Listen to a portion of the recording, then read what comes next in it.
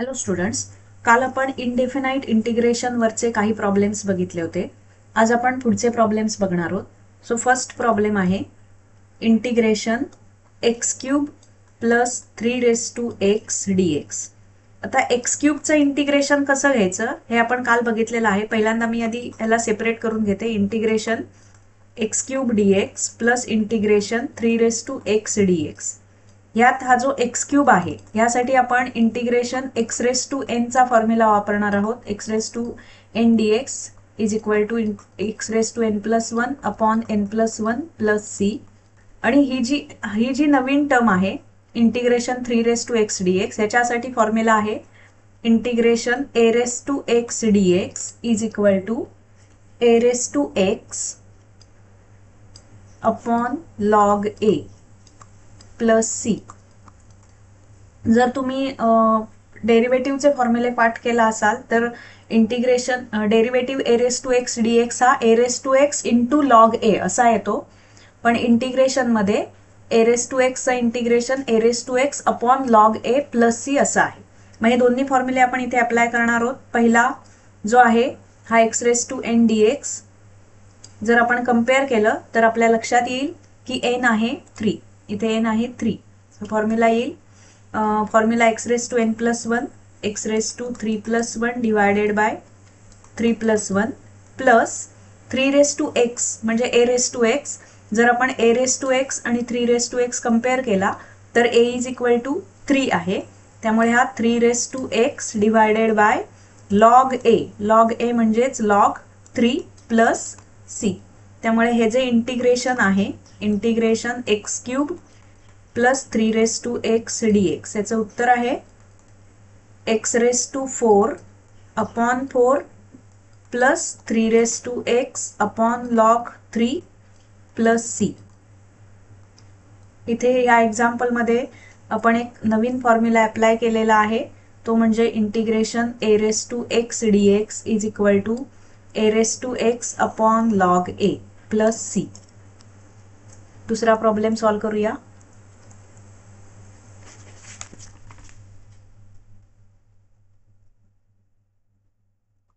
Integration sine x plus 1 upon x plus 1 upon cube root of x dx. आधी आपण याला separate करूया. Integration sine x dx plus integration 1 upon x dx plus integration 1 upon cube root of x dx. हा जो cube root of x आहे cube root of x म्हणजेच x raise to 1 upon 3. त्याला x raise to 1/3 लिहिलाय. 1 upon x dx आहे असाच. आणि इंटिग्रेशनची पहिली term integration sine x dx सुद्धा आहे तशीच ठेवली आहे. पुन्हा सिम्प्लिफाय करूया. Integration sine x dx plus integration 1 upon x dx plus integration. आता हा डिनॉमिनेटरला एक्स रेस टू 1/3 आहे. तो न्यूमरेटरला गेला तर x raise to minus 1/3 dx असा होईल. आता आपण फॉर्म्युला अप्लाय करू शकतो. आपल्याकडे डायरेक्ट इंटिग्रेशन साइन एक्स चा फॉर्म्युला आहे integration sine x dx is equal to minus cos x plus c. Integration 1 upon x चा सुद्धा डायरेक्ट फॉर्म्युला आहे integration 1 upon x dx is equal to log x plus C. आणि x raise to third जी term आहे ती x raise to N ह्या फॉर्म्युल्यामध्ये बसेल. तो फॉर्म्युला आहे x raise to n plus 1 upon n plus 1 plus c. पण इथे 3 इंटिग्रेशन ऍड केलेली आहे त्यामुळे प्लस सी आपण शेवटी एकदाच लिहितो. आता इंटिग्रेशन साइन एक्स dx इथे फॉर्म्युला लिहिलेला आहे integration sine x dx minus cos x plus 1 upon एक्सचं इंटिग्रेशन लॉग एक्स प्लस इथे x raise to n plus 1 upon n plus 1 but n is minus 1/3 therefore the integration is x raised to minus 1/3 plus 1 upon minus 1/3 plus 1 plus c. शेवटी आपण c add केलेला आहे. Minus cos x आहे तसाच log plus log x आहे तसाच plus आता x raise to minus 1/3 plus 1 ह्याची जर आपण ॲडिशन केली तर क्रॉस मल्टिप्लिकेशनने -1 + 3 x raise to -1 plus 3 divided by 3 divided by -1 plus 3 divided by 3 plus c आहे असाच. पुढे सिम्प्लिफाय केलं तर काय मिळेल, minus cos x plus log x plus x raise to -1 plus 3 म्हणजेच 2/3 डिवायडेड बाय 2/3 प्लस सी. आता आपण हा 2/3 डिनॉमिनेटरला जो आहे हा आहे असाच ठेवला तरीही चालेल, किंवा सिम्प्लिफिकेशन करायचं असेल तर हा डिनॉमिनेटरचा डिनॉमिनेटर 3 आहे हा न्यूमरेटरला जाईल, म्हणजेच हे येईल minus cos x plus log x plus 3, हा जो 3 आहे डिनॉमिनेटरला तो न्यूमरेटरला गेला, 3 into x raise to 2/3 divided by 2 plus c. हे आपलं रिक्वायर्ड इंटिग्रेशन आहे आय. आपण हे जे इंटिग्रेशन आहे याला आय म्हणूया. I is equal to final दिलेलं जे एक्झाम्पल होतं, इंटिग्रेशन होतं, त्याचं फायनल आन्सर आलेलं आहे minus cos x plus log x plus 3x raise to 2/3 divided by 2 plus c. आता आपण पुढचा प्रॉब्लेम बघूया.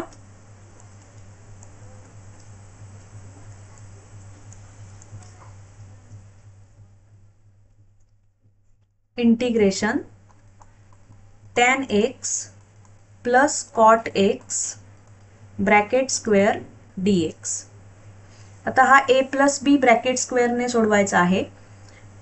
मग इथे मी a प्लस बी, हे जे इंटिग्रेशन आहे याला आधी आपण आय म्हणूया. First step, let I is equal to integration tan x plus cot x bracket square dx. आता इथे फॉर्म्युला वापरणार आहोत आपण a plus b bracket square is equal to a square plus 2ab plus b square. आता ह्यात आपला a आहे tan x आणि b आहे cot x, म्हणजे काय होईल, हा a स्क्वेअर म्हणजे tan x square tan square x plus 2ab 2 tan x into cot x plus b square म्हणजेच cot स्क्वेअर x dx आहे तसाच इज इक्वल टू, पुढे काय होईल, हा tan स्क्वेअर x आहे तसाच plus 2 tan x into cot x. तर tan x into cot x 1 येतो, tan x into cot x, कारण tan x म्हणजे sin x upon cos x आणि cot x म्हणजे cos x upon sin x. हा sin x ला sin x, cos x ला cos x cancel होऊन tan x into cot x उरतो 1. So 2 into 1 plus cot square x dx. म्हणजेच हा काय येईल, integration tan square x plus 2 into 1 2 plus cot square x dx. आता आपण आयडेंटिटीज वापरणार आहोत ज्या तुम्हाला 10वीत झालेल्या आहेत आणि 11वीत सुद्धा झालेल्या आहेत. पहिली आयडेंटिटी आहे, 3 आयडेंटिटी तुम्ही शिकला होता, sine square theta plus cos square theta is equal to 1. ती आपल्याला इथे लागणार नाहीये त्यामुळे मी लिहित नाहीये. दुसरी होती 1 plus tan square theta is equal to sec square theta आणि तिसरी होती 1 plus cot square theta is equal to cosec square theta.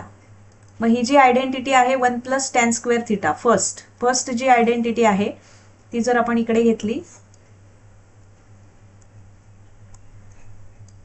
तर 1 plus tan square theta is equal to sec square theta आहे. त्यामुळे जर टॅन स्क्वेअर थिटा घेतला तर 1 इकडे शिफ्ट झाल्यावर tan square theta is equal to sec square theta minus 1 येणार आणि 1 plus cot square theta is equal to cosec square theta आहे. त्यामुळे कॉट स्क्वेअर थिटा काय येईल, cot square theta is equal to cosec square theta minus 1. आता ह्या value आपण इथल्या टॅन स्क्वेअर एक्स आणि कॉट स्क्वेअर एक्स मध्ये सबस्टिट्यूट करणार आहोत. काय मिळेल, टॅन स्क्वेअर एक्स काय मिळालाय, tan square theta is equal to sec square theta minus 1, म्हणजेच टॅन स्क्वेअर एक्स मिळेल sec square x minus 1 plus 2 आहे तसाच आणि कॉट स्क्वेअर एक्स काय आहे, cosec square x minus 1, cosec square x minus 1 dx.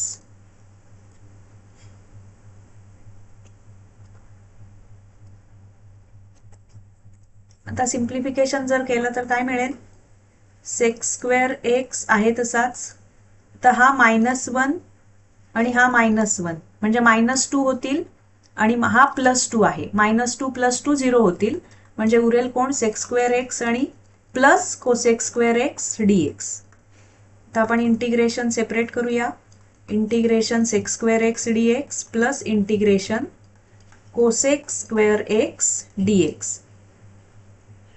आपल्याकडे सेक्स स्क्वेअर एक्स आणि cosec square एक्सच्या इंटिग्रेशनचे डायरेक्ट फॉर्म्युले अवेलेबल आहेत.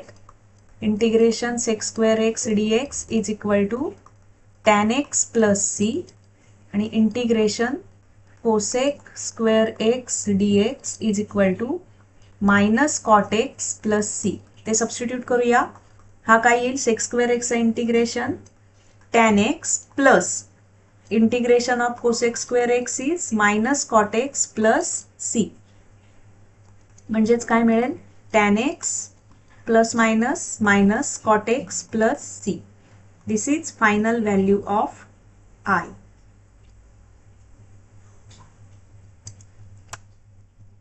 तो हा प्रॉब्लेम आपला होता integration tan x plus cot x bracket square dx. So आपण सॉल्व केला आता तो. आता पुढचा एक प्रॉब्लेम सॉल्व करूया.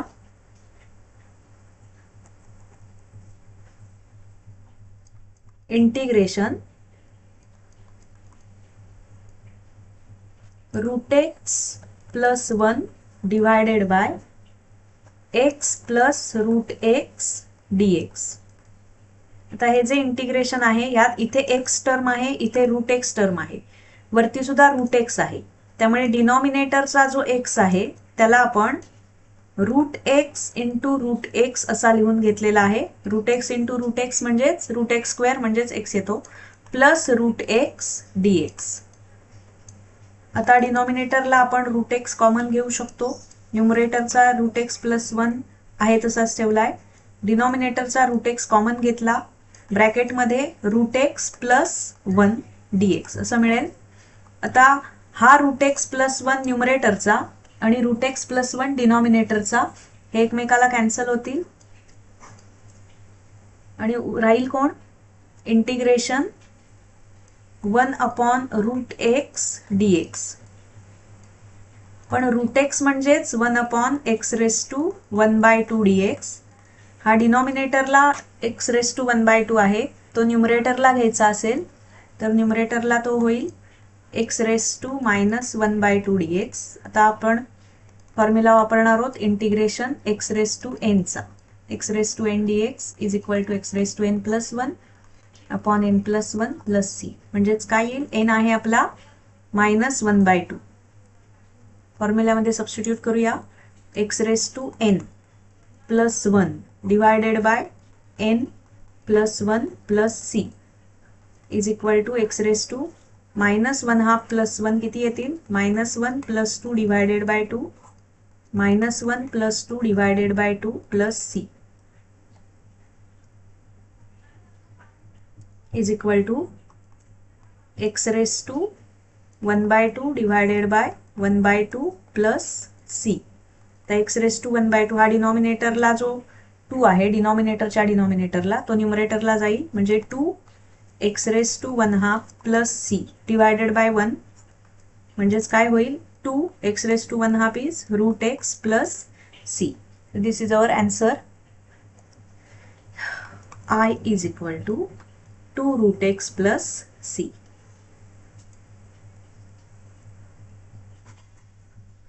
आपण अजून एक प्रॉब्लेम सॉल्व करून थांबणार आहोत आज या व्हिडिओमध्ये. Last problem, integration I is equal to integration e⁴ log x minus e⁵ log x divided by x⁵ dx. पहिली जी टर्म आहे e⁴ log x अशी आहे. तर पहिला फॉर्म्युला आपण, हे तुम्हाला फॉर्म्युले कदाचित 11वीत झाले असतील किंवा शाळेत सुद्धा झालेले असू शकतात. m log a is equal to log A raise to M. हा एक फॉर्म्युला आहे जो आपण अप्लाय करणार आहोत. आणि दुसरा फॉर्म्युला आहे E raise to log x is equal to X. मग पहिला आपण हा फॉर्म्युला अप्लाय करूया. पहिला हा फॉर्म्युला अप्लाय केला तर काय मिळेल, इंटिग्रेशन ई रेस टू हा एम लॉग ए म्हणजे log A raise to M येतो. म्हणजेच हा जो आहे हा आपला एम आहे आणि हा जो आहे हा ए आहे. ते जर फॉर्म्युला फर्स्ट अप्लाय केला तर काय होईल, E raise to log x raise to 4 minus same formula आपण करणार ई रेस टू लॉग हा 5 जो आहे हा एक्सची पॉवर म्हणून जाणार E raise to log x raise to 5. First formula आपण अप्लाय केलेला आहे E raise to log x raise to 5 हा फॉर्म्युला अप्लाय केलाय. Divided by x raise to 5 आहे तसाच ठेवलाय इज इक्वल टू. आता E raise to log x raise to 4 E raise to log x raise to 5 मिळालाय. त्याला आपण हा दुसरा फॉर्म्युला अप्लाय करणार आहोत e raise to log x is equal to x. पण इथे आपल्याकडे e raise to log x नसून e raise to log x raise to 4 आहे. त्यामुळे एक्स रेस टू 4 येणार. X raise to 4 minus x raise to 5 divided by x raise to 5 dx. आता हा जो प्रॉब्लेम आहे हा आपण इझिली सॉल्व करू शकतो. एक्स रेस टू 5 डिनॉमिनेटरला आहे, सेपरेट करूया. X raise to 4 divided by x raise to 5 minus x raise to 5 divided by x raise to 5 dx. इथे एक्स रेस टू 4 आहेत, एक्स रेस टू 5 आहेत. एक्स रेस टू 4 कॅन्सल होतील, डिनॉमिनेटरला एक एक उरेल. X raise to 5 ला x raise to 5 cancel होऊन 1 उरेल. 1/x minus 1 dx. आता इंटिग्रेशन सेपरेट करूया आपण. Integration 1/x dx minus integration 1 dx. तर हे दोन्ही फॉर्म्युले आपल्याकडे आहेत. Integration 1/x dx is equal to log x plus C आणि इंटिग्रेशन 1 dx म्हणजेच integration dx is equal to X plus C. इथे येईल log X minus X plus C. आजच्या या व्हिडिओमध्ये आपण 5 प्रॉब्लेम सॉल्व केलेले आहेत. अजून तुम्हाला प्रॉब्लेम्स सॉल्व करून हवे असतील तर नक्की सांगा कोणत्या टॉपिकवरचे हवे आहेत. तुमच्या 12वीच्या पेपर 1 मॅथ्स पेपर 1 पेपर 2 मधल्या कोणत्या टॉपिकवरचे प्रॉब्लेम्स तुम्हाला सॉल्व करून हवे आहेत ते कमेंटमध्ये नक्की सांगा. आणि ह्या चॅनलला लाईक करा, शेअर करा, सबस्क्राईब करा. तुमच्या 12वीतल्या मित्रमैत्रिणींसोबत शेअर करा. थँक्यू.